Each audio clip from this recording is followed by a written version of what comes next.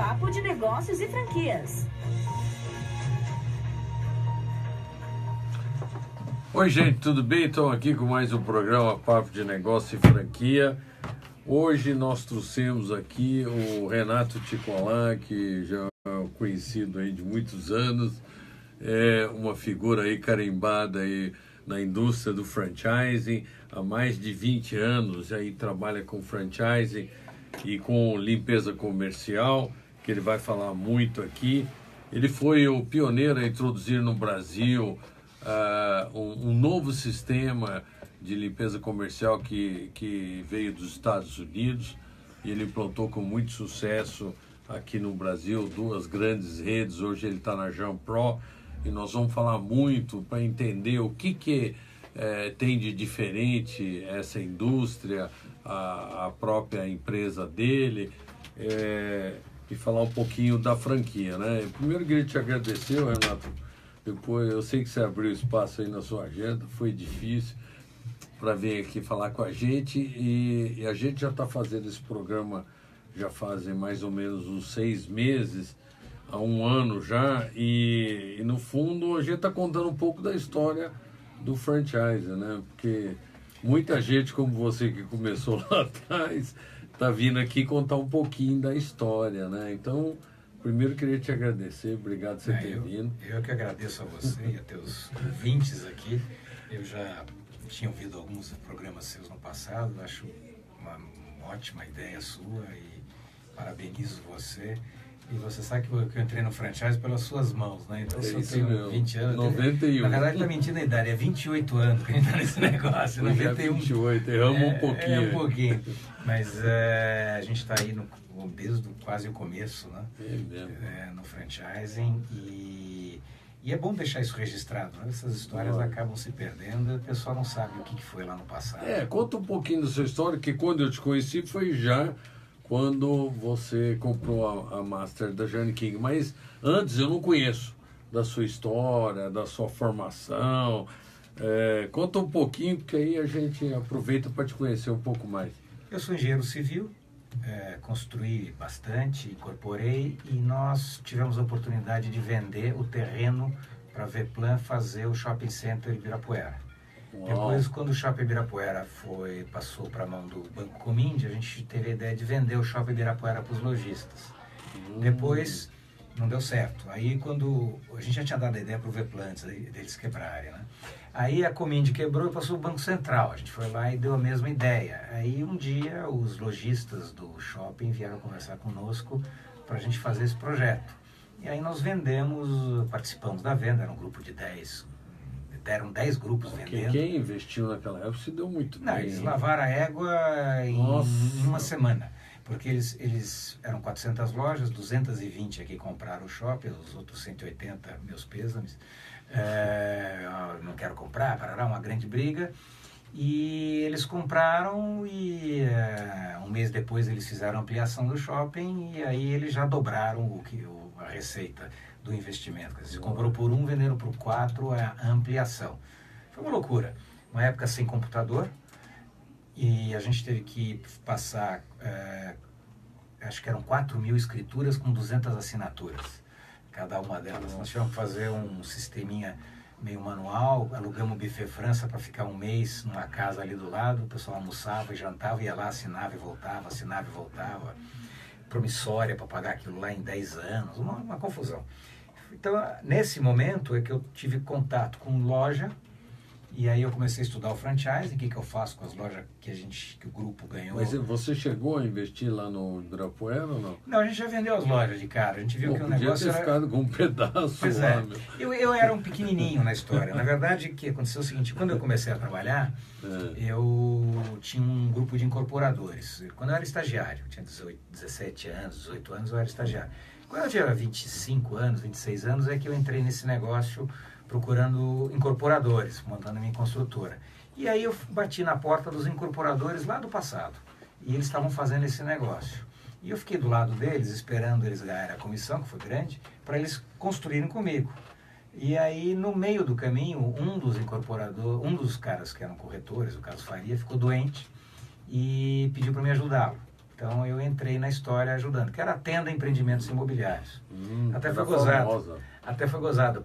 Virou o nome Tenda, até depois continuou com outro grupo, mas era muito interessante quando a gente começou a franquia da Jane King, que a Tenda e a Jane King eram no mesmo endereço. Então a gente recebia cartas, a Jane King aos cuidados da dona Tenda. Mas eu me lembro, imagina, coisas do século retrasado, talvez seus ouvintes nem saibam, mas naquela época a gente teve que rachar em 4 a compra de um fax, era a coisa mais cara que nós fizemos. Uma loucura, um investimento enorme, né? Hoje em dia acho que nem tem mais fax. Né? Não, naquela época o mercado imobiliário ainda... aquela época era... Não tinha a força que tem hoje. Não, na verdade o franchising... O Ibirapuera acho que foi o segundo shopping, ou o terceiro do Brasil. Né? Sim, naquela época... Um dos primeiros, né? Naquela época eu me lembro que tinha um projeto para construir 60 shoppings no Brasil, tinham 15, 20 shoppings. O shopping de Piracicaba era novo. A gente foi visitar os shoppings, vimos que iam ser terceirizados, e aí que eu comecei a perceber a história de limpeza como engenheiro. Aí eu tive a infelicidade um dia de ler a Gazeta Mercantil, que tinha um cara chamado Paulo César Mal fazendo um fórum internacional, evento, né? Um evento, que eu acabei não indo, porque minha sogra faleceu, mas eu fiquei com aquilo na cabeça. Aí eu herdei as passagens aéreas da minha sogra para ir para os Estados Unidos. Eu fui para os Estados Unidos com aquelas passagens que ela tinha comprado, e falei, eu não vou ficar aqui em Miami vendo shopping, eu vou até o Texas conhecer a franquia da Jane King. Quando eu estava embarcando, tinha uma revista Exame, um artigo do Marcelo Scherto, falando 51 coisas que você deve perguntar ao comprar uma franquia. Acho que foi a primeira coisa que ele escreveu na vida sobre franchise, qualquer coisa assim. Eu peguei aquilo em português, fui lendo, e para treinar o inglês eu fui traduzindo. Então eu cheguei lá na Jane King, afiadésimo sobre fazer pergunta. O americano fica impressionado. Nossa, esse cara sabe. Não sabia nada. A reunião até que você que marcou, né, com o Jerry. E aí... Crawford. Então a história é essa. Eu participei da venda das lojas, estudei franchising para fazer alguma coisa com a loja, vi que não valia muito a pena, que ponto é ponto, franquia é franquia, são duas coisas que eu acho que tem que ser analisadas com muito carinho. A área imobiliária disso, da locação, não? São coisas diferentes. A gente preferiu vender os pontos que tinha, nos capitalizamos, a minha parte era muito pequena, aí veio o tal do Collor e pegou a grana da gente, né? Foi bem aí que acabou tudo. Mas a única coisa boa nessa história que eu me lembro é que o dólar estava 1 para 1, né? Então, 0,85. Estava menos que 1. Então, os investimentos em franquias estrangeiras eram muito mais baratos. Exatamente. Foi do que hoje, né? Eu consegui comprar a franquia em cima da comissão que eu ganhei desse negócio, trazer a franquia e sair do meu mercado imobiliário que tinha acabado, né? Estava destruído. E começamos o franchising, mas não existia nada do franchising, né? Quer dizer, e na época, quando você trouxe a Jane King, o Brasil tinha um monte de empresas de limpeza. Quer dizer, quem olhasse limpeza comercial ia falar, não, isso aí não tem mercado, todo mundo já faz limpeza comercial. Como é que você deslumbrou? A realidade não era essa, não, era o contrário. Quando eu decidi trazer a franquia, o Almir Pazianotto tinha acabado de mudar a lei dizendo que terceirização poderia acontecer em limpeza e segurança. Até então tinha uma dúvida muito séria sobre o assunto. Então estava paralisado o mercado de terceirização de limpeza. Não tinha muita empresa. Tinha, em alguns segmentos tinham bastante. Na área pública, em Banco do Brasil, por exemplo, já era terceirizado, mas não era terceirizado no setor privado. Eu diria que a terceirização no setor privado está chegando agora. Quer dizer, 28 anos depois, a gente está começando a chegar agora. Quer dizer, a limpeza de escritórios pequenos, de 50 metros, 100 metros, 200 metros, está chegando agora. Até então era ou a secretária, ou o dono da empresa tinha copeira, a recepcionista, que também são duas pessoas que não existem mais dentro das empresas, né? Hoje em dia todo mundo enxugou, ou contratava uma faxineira, ou trazia faxineira de casa, mas hoje em dia não acontece, não tem mais isso. Hoje em dia já está bem profissionalizada essa área. Naquele tempo não tinha. Mas na época, quando você trouxe você sentiu uma diferença de tecnologia em relação ao que era feito no Brasil? Eu tenho uma história gozada nessa hora. Eu mandei traduzir os manuais, sabe aquela história da prima da tia do vizinho, que foi fazendo orçamento, foi andando, e caí na mão de uma senhora que é minha amiga até hoje, agradeço muito tudo que ela fez por mim, a dona Ângela Turcato. Ela traduziu os manuais e falou, nossa, isso aqui é maravilhoso, você vai limpar minha empresa. Ela era secretária do presidente da Fraudenberg. E aí foi o primeiro cliente que a gente assinou, foi a tal da Fraudenberg. E ela tinha 500 metros quadrados e 5 faxineiros. Aí eu liguei para os Estados Unidos, o Jerry, que você conheceu, atendeu e falou, olha, fechei um contrato aqui, 500 metros quadrados, 5 faxineiros. Nossa, você vai ficar milionário, com um faxineiro limpa. Eu falei, não, com um não limpa, você está enganado. Não, limpa. Eu falei, não, vai limpar com 2.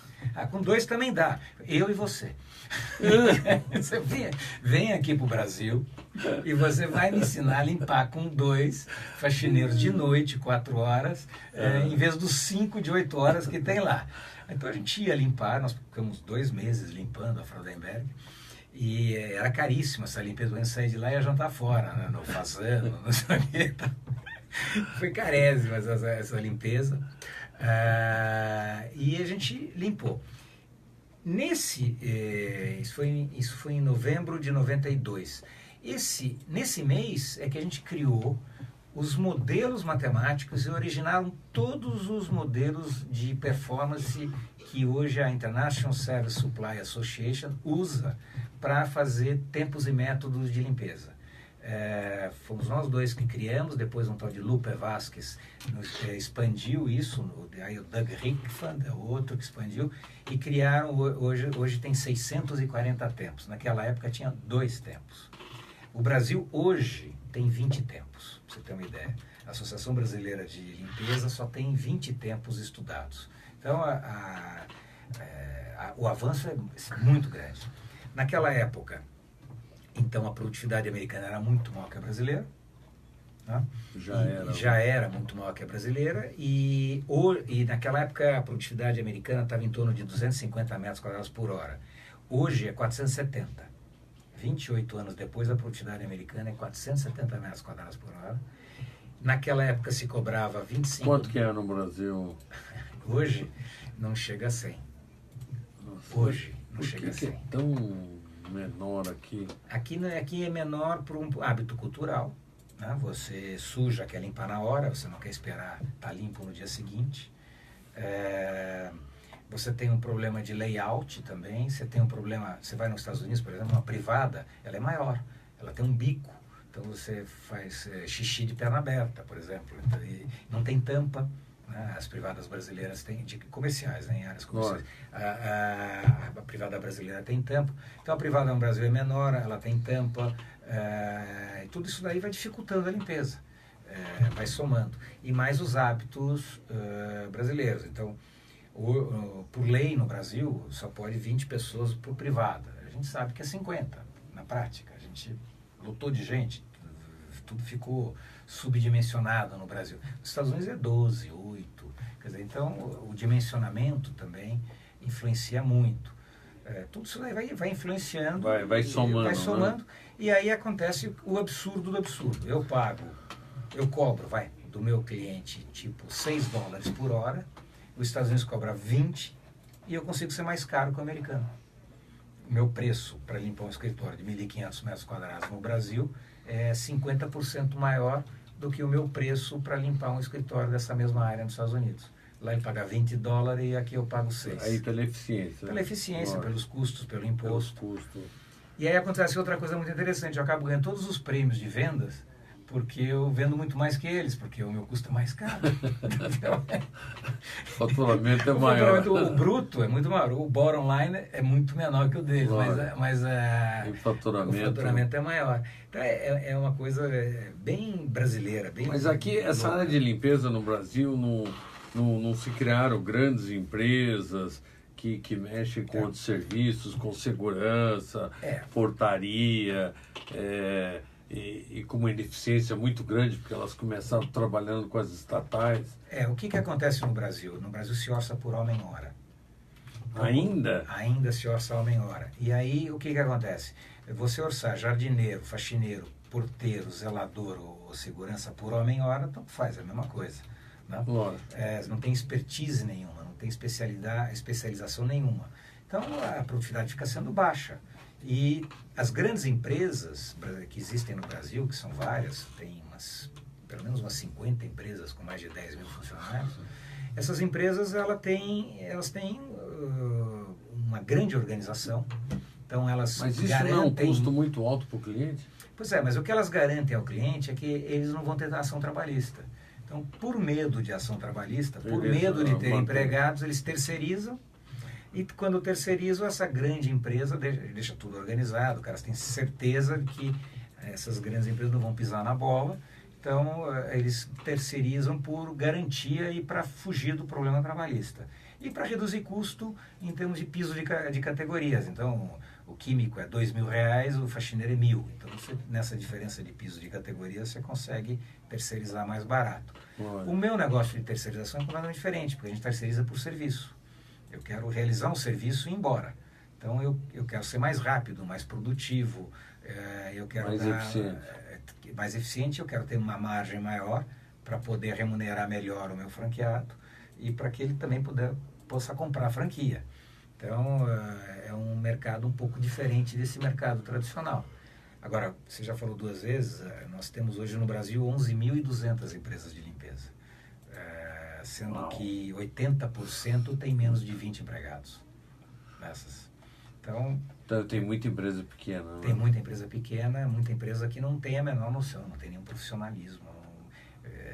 Virou empresa de limpeza porque é um encarregado, um supervisor que é amigo de um síndico, de um gerente, de alguma coisa, que acabou montando uma empresa, mas não consegue crescer. Fica parado nesses 20 empregados.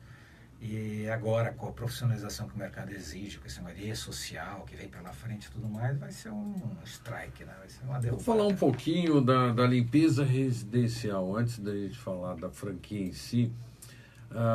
O que cresceu na limpeza comercial, eu não vi crescer na limpeza residencial.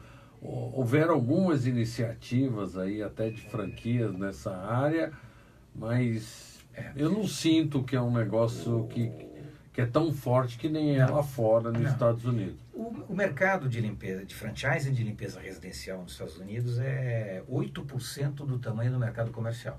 Então ele é pequeno. Mesmo a Molly Maid, que é a maior, tem 500 franquias. E a Jampro tem 9.000 franqueados. Então o mercado de residencial ele é pequeno em relação ao mercado comercial. E a mesma coisa acontece no Brasil. O mercado de limpeza residencial é pequeno. Agora, com a lei da empregada doméstica, muita gente achou que esse mercado era maravilhoso. Ia crescer rápido. E abriram 28 empresas de franquia. Chegaram a ter nesse mercado concorrendo. Hoje, acho que tem 2 funcionando, das 28. Porque o mercado não era desse tamanho. Não está preparado para isso.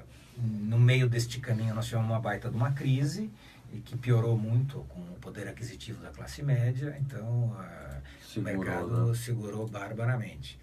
Mas é um mercado ainda interessante, é um mercado que vai se profissionalizar, é um mercado que não tem caminho, não tem caminho, não tem volta, porque hoje em dia a legislação está cada dia mais rigorosa.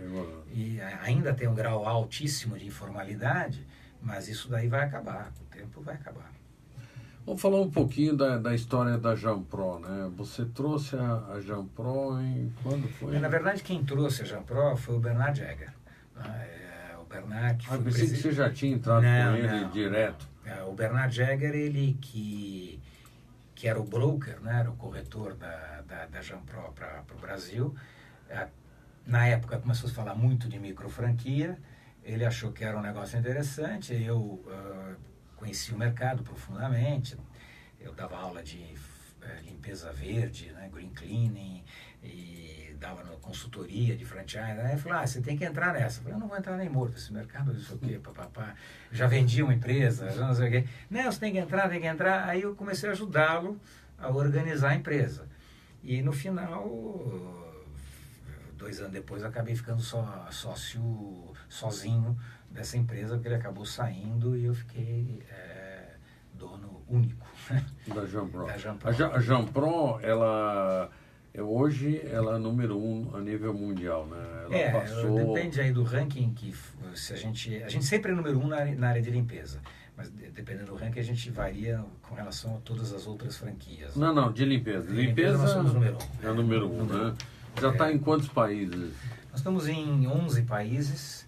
Nós acabamos de sair de 3 países onde a legislação mudou e a gente acabou preferindo sair desses países. Então, essa brincadeira que estão fazendo no Brasil não vai mudar a legislação a esse ponto, mas eu vejo isso daí com muito pessimismo para muitas empresas que estão aí. A gente ouviu da Walmart acabou de ir embora, tem outras empresas aí, qual foi a que acabou de vender?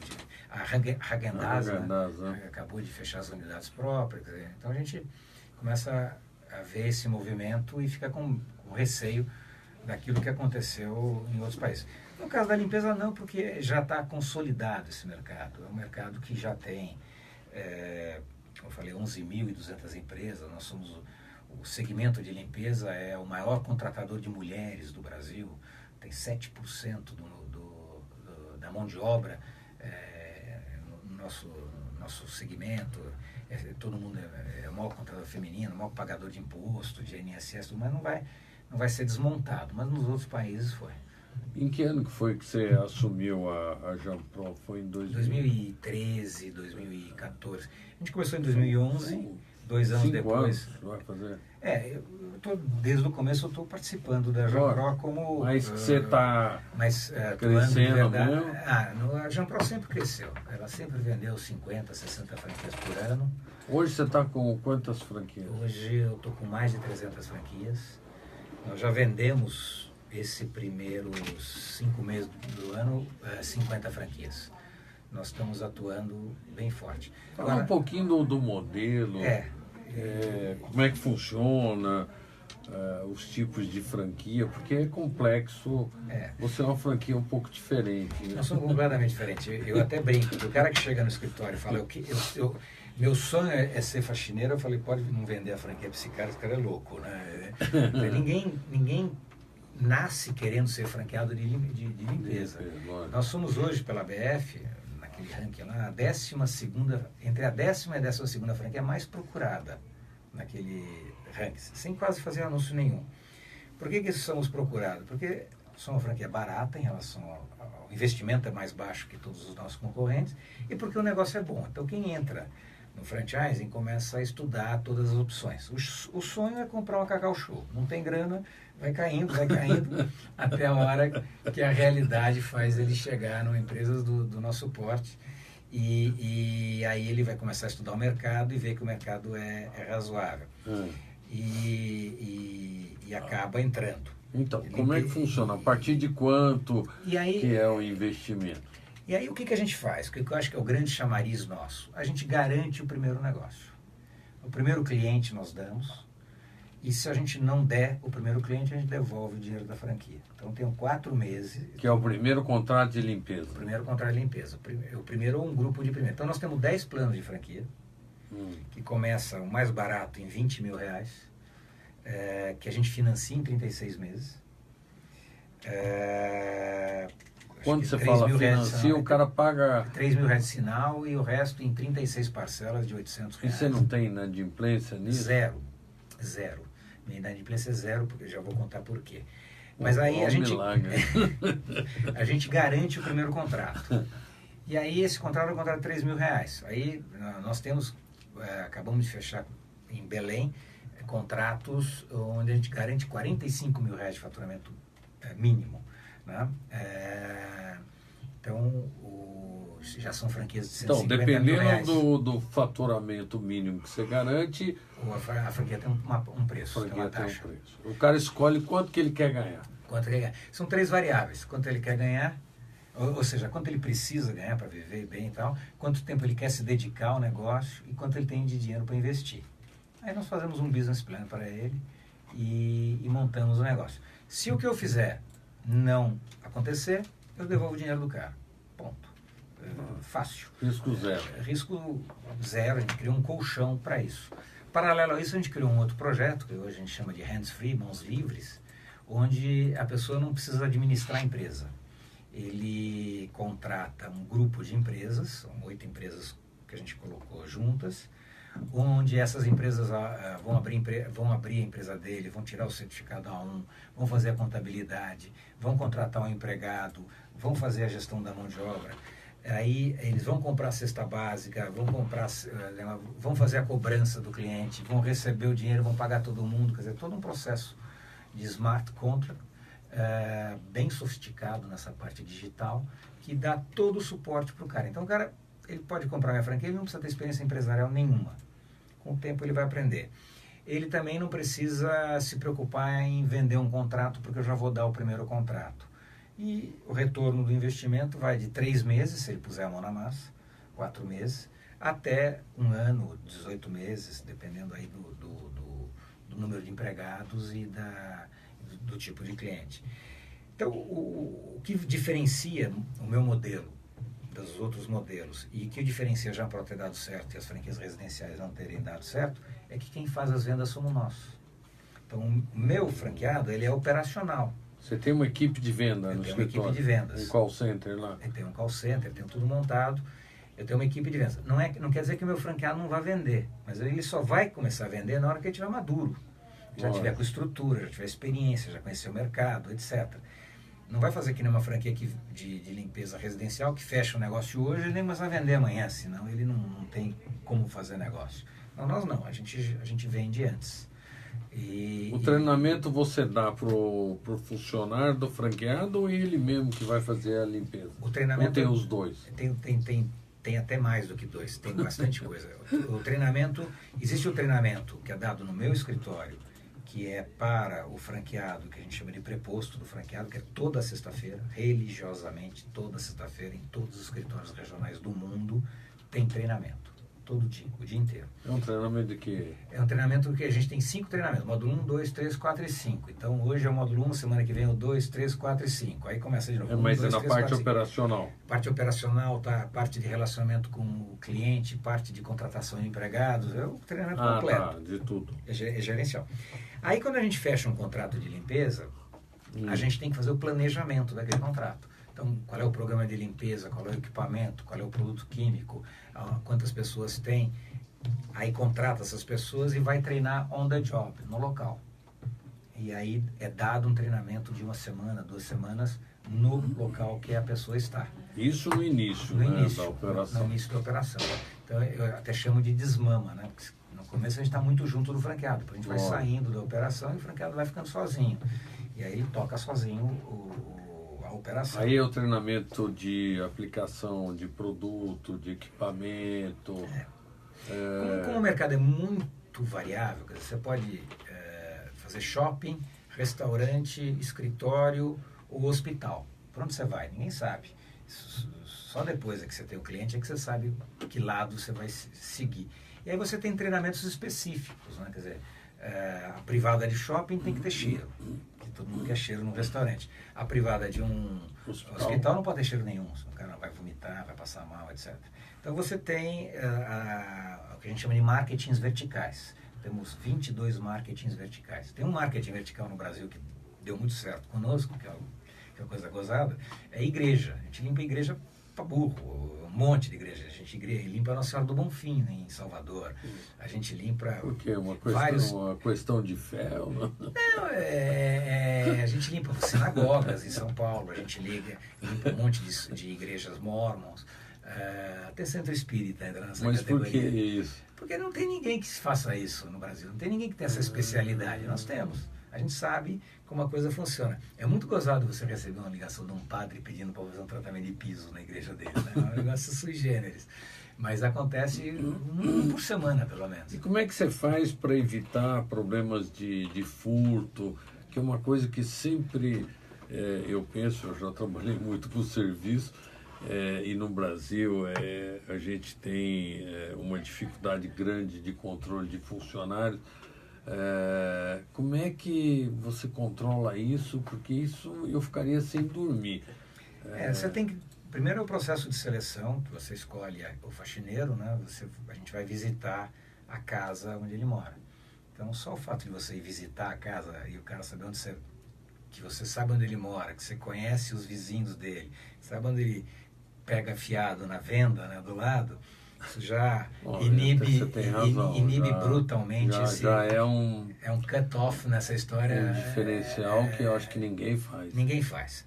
É muito difícil fazer. Só dá para fazer no franchising também, porque você tem um franqueado que está preocupado com isso e o franqueado vai acabar fazendo isso. Então você já tem um processo por aí. Segundo, o franqueado trabalha muito perto do empregado. Então, não dá para acontecer nada. É muito difícil. Você nunca teve problema mais sério? Vou te falar, na Jampro eu não tive nenhum. Na Jane King, quando eu tinha Jane King, foram 2 ou 3 problemas, e por culpa do franqueado. Ele contratou um cara correndo para cobrir um buraco, sem tirar as referências, etc.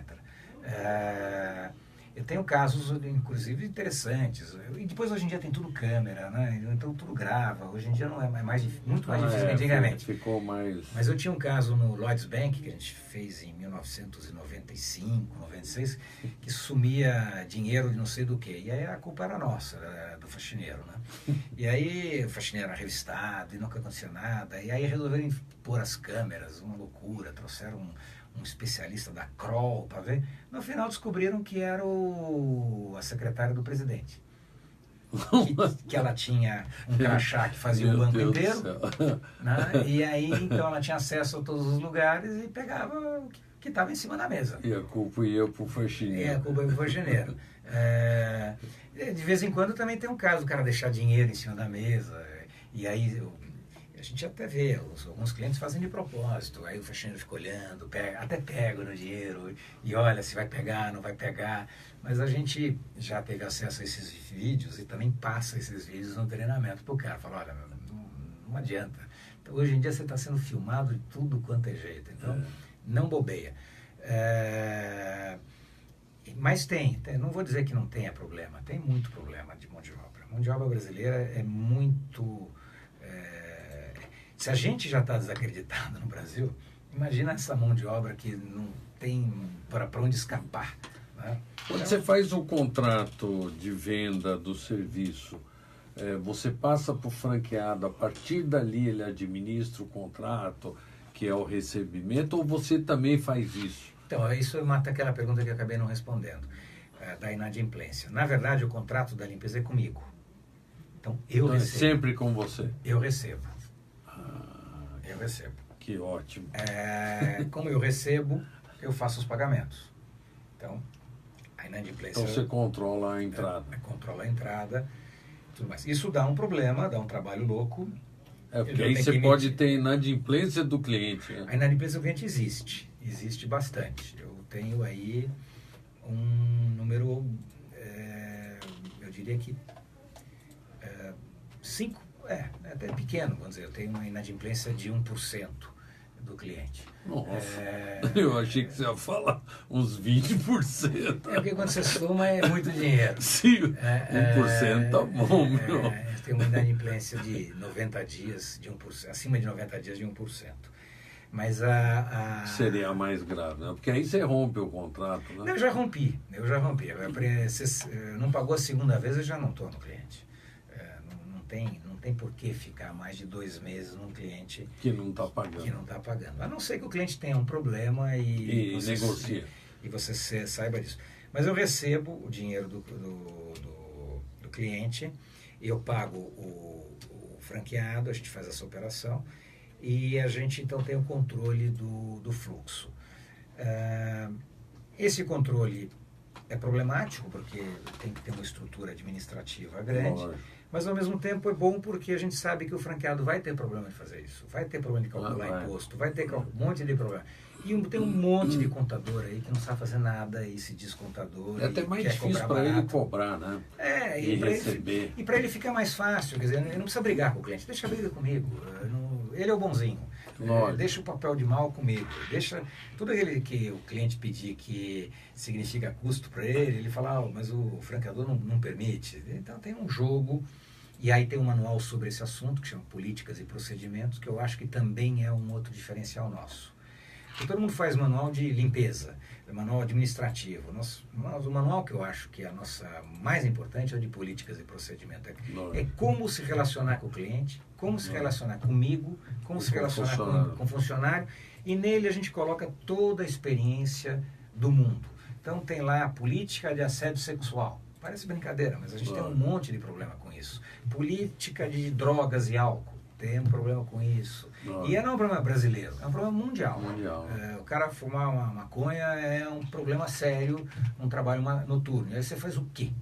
Né? Você está limpando um escritório, encontra uma seringa de alguma coisa numa lata de lixo. Faz o quê? Né?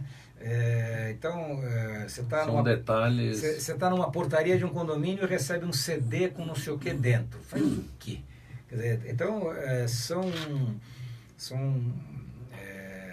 coisas que já estão formatadas, quais são as suas reações, quais são as suas ações, o que deve ser feito, o que não deve ser feito. Então, isso melhora muito, simplifica muito a vida, tira muita dúvida. Voltando um pouquinho aí nos tipos de franquia, né? Você estava falando da franquia que você tem diversos modelos de acordo com o investimento que o cara vai fazer, quanto que ele quer ganhar, etc. Isso na franquia unitária, né? Mas você tem uma franquia que é regional, né? Nós temos 4 modelos de franquia. O primeiro modelo é o que no Brasil se chama de microfranqueado. Tá. Na verdade, a microfranquia não existe fora do Brasil, mas aqui a gente criou essa categoria da microfranquia, que é o franqueado que tem condições de investir menos capital. Nós temos vários casos de sucesso nessa área. O maior franqueado do mundo é brasileiro e era um ex-flanelinha. Quer dizer, é um cara que tem hoje 400 faxineiros trabalhando com ele.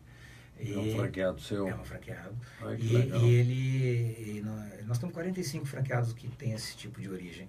Então tem essa franquia da microfranquia. O cara começa pequenininho, põe na mão na mão, na massa, e vai crescendo, e vai aprendendo, e vai andando.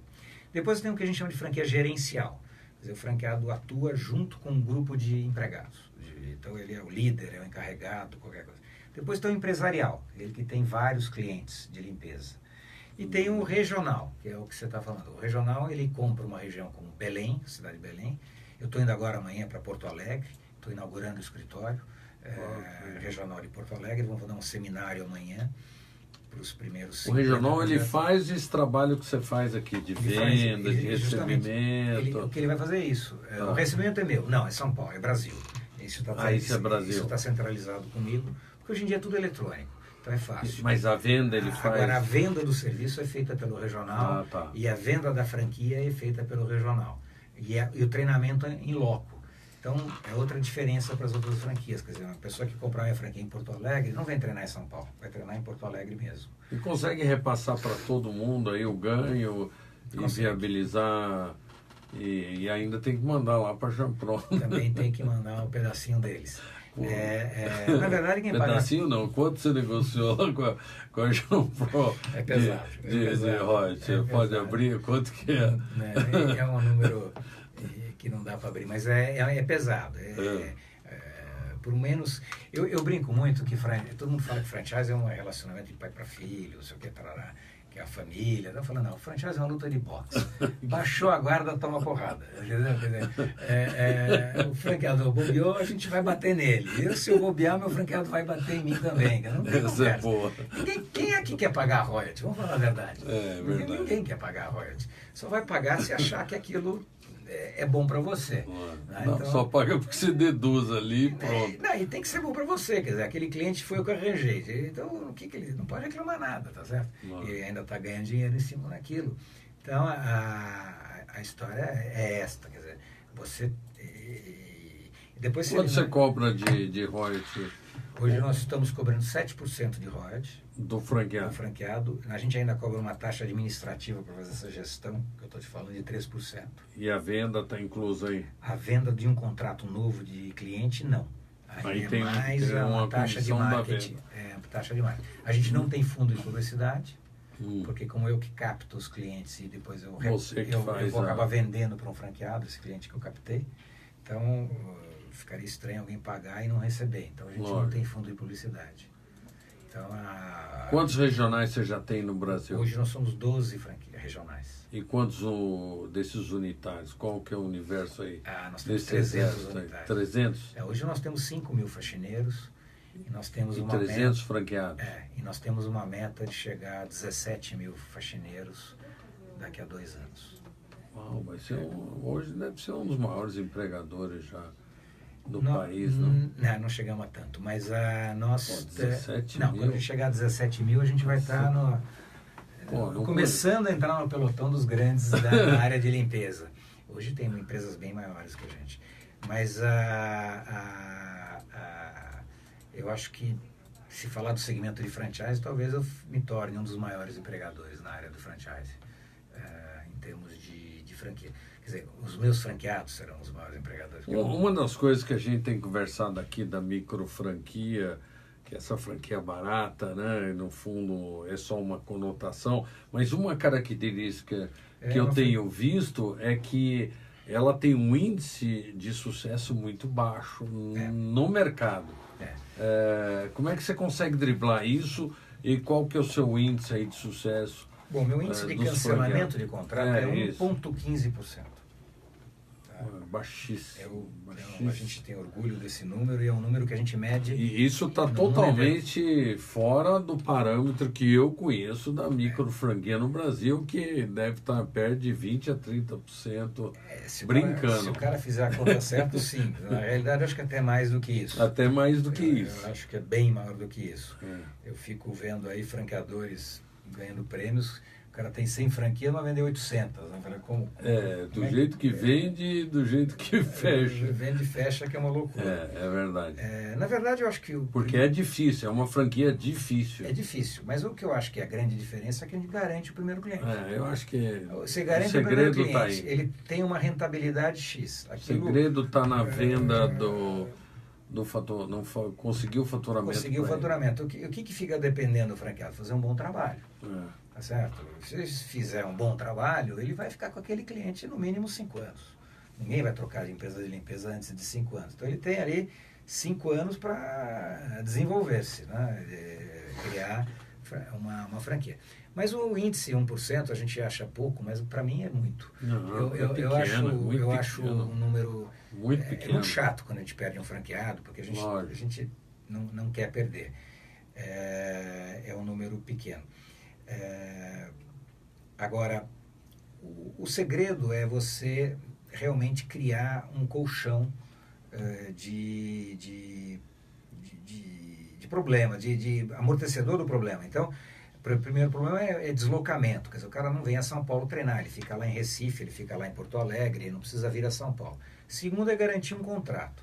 Terceiro é ter uma estrutura administrativa feita para ele, de forma que ele não custe. Nossa estrutura administrativa, esse projeto Hands Free, que ele tem contador, tem tudo, custa menos do que um contador normal. Então, tudo acaba ficando mais barato você pela escala. Uma escala. Quer dizer, então, hoje, com 300, acho que são 320 franquias ativas, você tem escala. Então, eu compro hoje produto químico mais barato do que um distribuidor do próprio produto químico que eu compro. Porque eu não tenho nenhum... E vou revender isso, meu franqueado vai comprar isso mais barato que o distribuidor que ele tem na cidade, porque eu não ganho nada com isso, eu não quero ganhar com isso, porque eu quero facilitar o preço final. Você negocia com o fornecedor centralizado? Nós negociamos internacionalmente. E ele vende direto para o franqueado? A gente negocia internacionalmente. Nosso fornecedor de equipamento é o mesmo do americano, nos Estados Unidos, dos outros países, o produto químico é a mesma coisa. Quer dizer, são contratos negociados internacionalmente, que trazem um benefício de custos significativo. Aliás, eu lembrei que quando nós fomos lá na Jampro, lá em Dallas... Você foi nos visitar lá. Eu lembrei que tinha, acho que era um equipamento especial, que era uma tecnologia que a Jampro tinha desenvolvido. Nós temos uma tecnologia que demorou 5 anos para ser aprovada na Anvisa, mas finalmente foi aprovado no começo desse ano, que chama EnviroShield, o nome também é difícil, né? Que é um desinfetante eletrostático. Então, é um desinfetante que dá uma descarga elétrica e ele, ao ser aplicado num ambiente, ele penetra, ele entra dentro do ar-condicionado, ele entra dentro do computador e aquilo fica desinfetado por 1 ano. O grande segredo é 1 ano de desinfecção. Que maravilha. Então, uma UTI vai ficar 1 ano de desinfecção. Então, esses contratos... Com micro-organismo... Ele aumenta... Que a gente for falar de nome técnico, os teus ouvintes vão desligar o telefone. Mas ele pega as moléculas de oxigênio e abre elas, e elas criam com a eletricidade. A gente dá uma descarga elétrica, e com essa descarga elétrica ela tem uma tração 75 vezes mais forte que a gravidade. Então aquilo gruda de uma forma que não desgruda e fica lá 1 ano ativo. Então, por exemplo, o hospital que nós estamos entrando agora, são 5 hospitais que nós estamos entrando em Belém, eles têm um custo de 80 milhões de reais ano de desinfecção. A gente pretende reduzir esse custo pela metade com esse sistema. Que maravilha. Agora, quer dizer, entra muito aí a tecnologia. Tecnologia pura. Agora, é o primeiro hospital a fazer isso no Brasil. Até agora, os primeiros números vão sair desse hospital. E aí, se eu tiver esses números confirmados e tudo mais, aí esse mercado hospitalar nós vamos entrar para valer. Nos Estados Unidos já temos 70% das UTIs, né, conosco. Então, faz quem é a empresa de limpeza que está entrando. A gente entra para limpar a UTI e vai embora. E deixa a empresa de limpeza que está lá fazendo a sua limpeza. Isso é o que a gente quer fazer no Brasil. E essa limpeza a gente já está levando para as casas, para as residências, para as pessoas que têm problema de H1N1, por exemplo, que está se falando muito agora, acaba com esse problema. Gente que tem mofo. Respiratório. Mofo, que é uma ácaro. Mofo de mau cheiro, acaba com qualquer mau cheiro. Aquela história do camarão no carro, sabe, que você tem que vender o carro, não, traz pra gente que a gente passa o nosso produto, acaba com qualquer mau cheiro. Isso tem um equipamento especial de aplicação? Isso é um conjunto de coisas, mas o equipamento especial faz parte do processo. Que ele dá uma descarga elétrica positiva no desinfetante e ele gruda nos locais, porque tudo é negativo. Nós somos positivos. Isso tira o mofo também? Tudo, acaba com o mofo. 1 ano de mofo você acaba. Para fazer legal.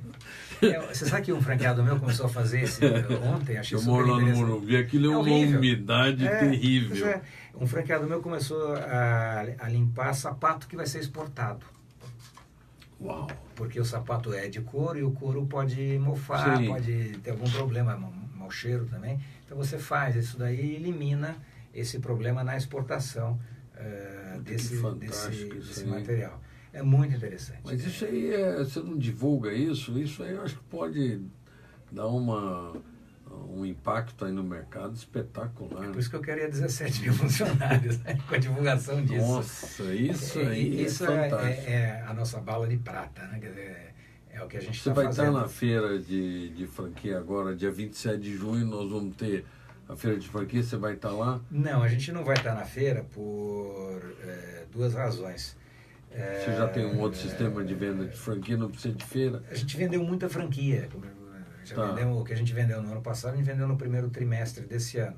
E eu tenho contratos de limpeza para entregar para essas pessoas. E a gente então não quer abrir mais o leque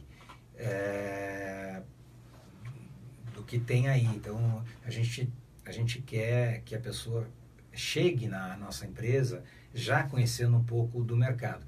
Esse candidato que vem na feira, ele não sabe nada da nossa empresa, nunca ouviu falar de limpeza, nunca ouviu falar nada. Então você começa muito no começo, a história é um ciclo de venda muito grande. Muito grande. E é uma energia muito grande, a gente já calculou, você sabe que o americano tem mania de calcular ROI, né? Return of Investment. Então, tudo é ROI. E o ROI da feira é muito alto para a gente. E o preço da nossa franquia, ele é relativamente barato, porque as franquias caras, o comprador das nossas franquias mais caras, ele não vai para a feira. Então, quem é o cara que vai comprar na feira, vai comprar uma franquia minha, vai investir 20, 25 mil reais. E o ciclo é muito comprido. Então, a gente acabou não optando por estar na feira. Mas eu recomendo a todo mundo que não conhece franchise ou quer conhecer mais, de participar da feira. Porque é uma coisa inacreditável, né? Primeiro, é lindíssima, né? Os estandes são maravilhosos, Não, é uma das feiras mais importantes do mundo, essa de São Paulo. E o franchise tem uma coisa muito interessante em relação à feira do franchise, em relação a qualquer outra feira que tenha no Brasil, é que o dono da franquia está lá no stand, né? É verdade, o franqueador está lá. O franqueador está lá. Então, você vai ter a oportunidade de conhecer o franqueador daquela marca. Quem é a pessoa física por trás daquela pessoa jurídica. Isso é muito legal. Isso é uma coisa que não tem no mundo. É raro você encontrar uma coisa dessas. E isso é o que eu acho que é o segredo do sucesso do franchise no Brasil. Você tem razão, não tinha pensado nisso. O franqueador está com um umbigo na caixa registradora, vamos dizer assim, e está lá olhando, porque é um risco você vender uma franquia. Você tem que ter uma empatia, tem que ter uma coisa a mais para fazer vender a franquia. Não é só dinheiro. Quem entrar nesse business só por dinheiro vai quebrar a cara daqui a 2 anos. Tem muita dedicação. Muita dedicação. E tem que enxergar o longo prazo. Nós estamos falando de 28 anos de trabalho nesse mercado. Quando a gente começou lá atrás, não tinha lei de franchise, não tinha código de autorregulamentação, não tinha comissão de ética, não tinha nada. Acho que não tinha nem feira. Então, estava tudo começando. Hoje está fácil, né? Você vai lá na maior feira do Brasil. A primeira feira que nós fizemos, acho que tinham 30 estandes, foram 100 pessoas, 200 pessoas. Mudou muito, né? Mudou muito. O mercado hoje é completamente diferente. Hoje você está no Brasil inteiro. Eu queria que você falasse um pouquinho, olhando o Brasil, que mercados são mais difíceis. Se você sente isso, olha, tem mercados mais difíceis, mais fáceis? Eu vou dizer o seguinte, o Brasil é mais difícil que Nigéria. O Brasil é mais difícil que Índia. Eu não conheço nada mais difícil que o Brasil. Mais difícil que Índia, eu acho difícil. Olha, é inacreditável. O Brasil é muito difícil. Muito difícil. Você vende uma franquia hoje, já paga o imposto depois da manhã. Nos Estados Unidos você demora 18 meses para pagar o imposto. No Canadá, você tem crédito. De acordo com o valor que você cria no teu capital social da tua empresa, você tem um crédito de imposto de renda para abater, porque você está pondo o teu dinheiro a risco. Isso aí me falaram. Então é coisa do outro mundo. Exatamente. Parece que está em Marte, né? Aqui não, você vendeu, pumba, paga amanhã. Então você tem um risco desgraçado. A gente só vai para um lugar, a gente só se instala em um lugar se a gente tiver uma oportunidade comercial. Então aí vem também do tipo de cliente que a gente vai atrás. A gente vai muito atrás daquele cliente que é nacional. Então, uma Luxótica, por exemplo, nosso cliente, ele tem loja no Brasil inteiro. A Baiard tem loja em São Paulo inteiro.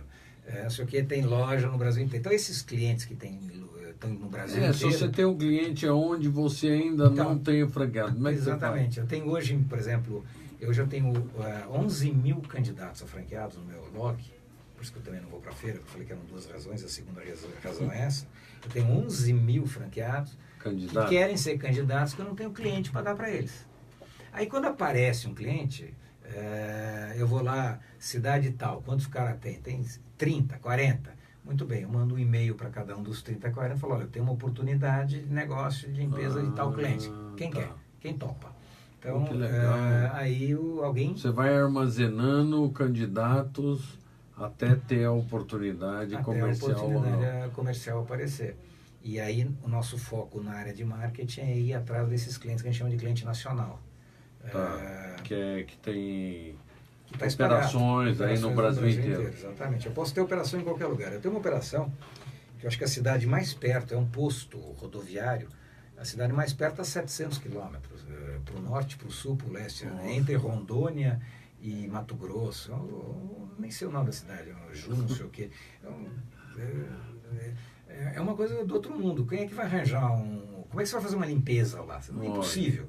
Só a franchise, né? Só um cara que mora lá e que possa ter essa oportunidade. E uma gozada é o cara ter ligado um dia para comprar a franquia, né? Para entrar no cadastro nosso. Né? Mas isso acontece bastante. Como é que você faz para captar franqueado? Olha...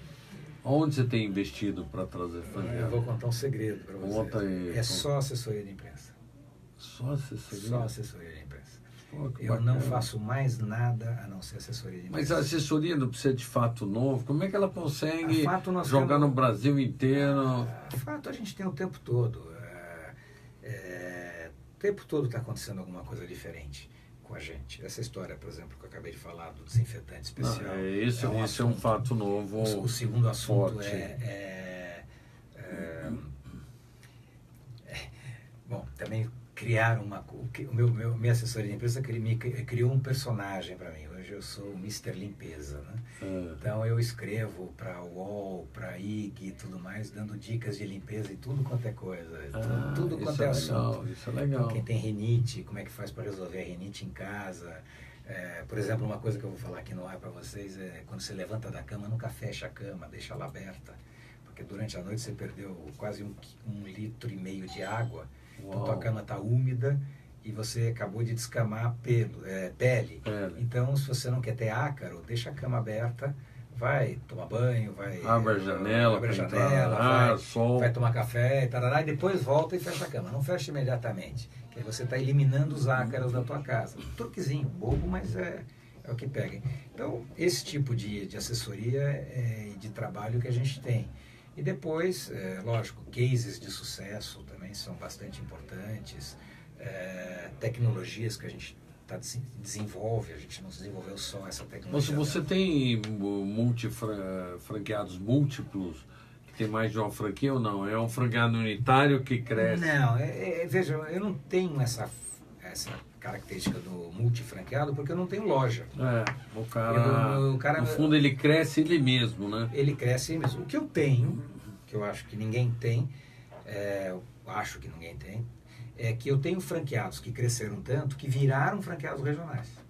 Então hoje o meu franqueado regional de Belém, de Belo Horizonte, Florianópolis, agora que a gente está pensando em vender São Bernardo do Campo, são franqueados que cresceram e que aí desconfigura o sistema do franchising, porque o franchising você tem que dar um atendimento especial ao cliente. Se você ficar grande, você já vai ficar igual a uma empresa concorrente. Então o ideal é ser pequeno, é você poder estar junto. Então quando o cara ficou muito grande, o ideal é ele virar um franqueado regional. E aí, hoje nós temos metade da rede como franqueados regionais que vieram como franqueados normais. O que é muito bom, porque o cara já entra conhecendo tudo. É bem melhor. Aliás, eu queria te fazer uma pergunta. O franqueado unitário seu não tem território, né? Não temos território. Não tem território. O regional aí tem. O regional tem porque ele tem que vender franquia dentro daquele território, não vai vender fora daquele território. Você já mapeou o Brasil para quantos franqueados regionais? A gente não mapeou o Brasil, a gente mapeou 150 áreas que dariam para ter escritórios regionais. Mais ou menos mas isso. dá muito mais que isso, dá muito mais. Mas hoje você falou que você tem 17? Hoje eu tenho 12. 12 regionais, então você tem só de capital menos no de Brasil, 10%. Mas não tenho nada. Nossa, Não tenho tem nada. muito para crescer. O market share da Jampro no mundo, olha que nós somos a maior empresa tanto de franquia de limpeza e somos em limpeza a 6ª maior empresa de limpeza do mundo. Quer dizer, é grande o negócio. A nossa meta de chegar em 2025, ou seja, daqui a 7 anos, com 4% do market share aonde a gente atua. Isso vai dar $1 bilhão de faturamento mensal. Aqui? No mundo. $1 bilhão no mundo. De faturamento mensal. 12 bilhões de dólares por ano. Para ter 4% do market share. É nada. É muito pouco. É um mercado muito fragmentado. Como é que está o Brasil em relação aos outros países que está a Jampro? Bom, São Paulo é o 5º maior escritório regional do mundo. Eu ganho... espetacular. Eu estou concorrendo hoje com Chicago, que está há 20 anos, com Atlanta, que está há 20 e tantos anos. Nós estamos hoje entre os 20 maiores, mas é porque eu vendo mais caro que eles. Né? A minha hora é menor, mas o meu preço... Qual que é o seu segredo? Porque há 30 anos que a gente mexe aí com franquia e eu sei o quanto que é difícil implantar uma franquia estrangeira e ser bem sucedida aqui no Brasil. Você é uma das exceções. Qual que é o seu segredo para conseguir isso? É que eu não sabia que era difícil. Não contaram para Não você? contaram para mim. Eu não contei essa parte. Não, você não contou essa parte.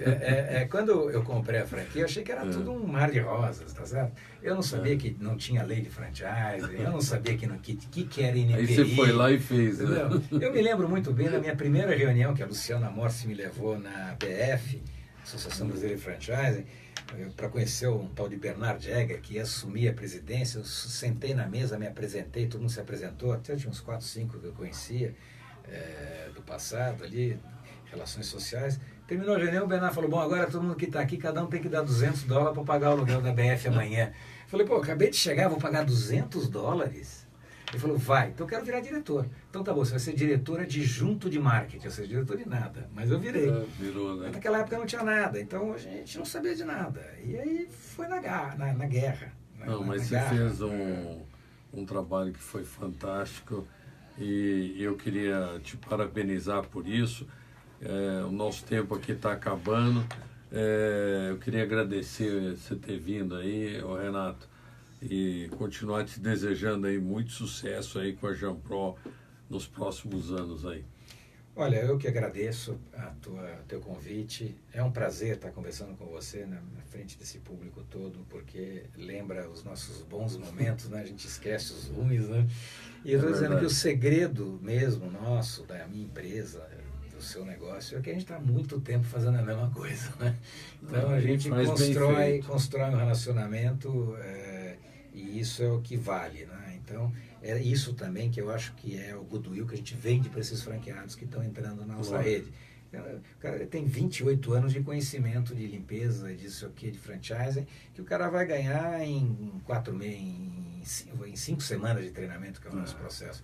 Isso vale um monte, quer dizer, e é um prazer ver as pessoas comprarem e se darem bem, né? Quer dizer, isso é muito gostoso. Então, muito obrigado pelo convite. Muito bom. Valeu, gente. Até o próximo programa Papo de Negócio e Franquia. Um abraço.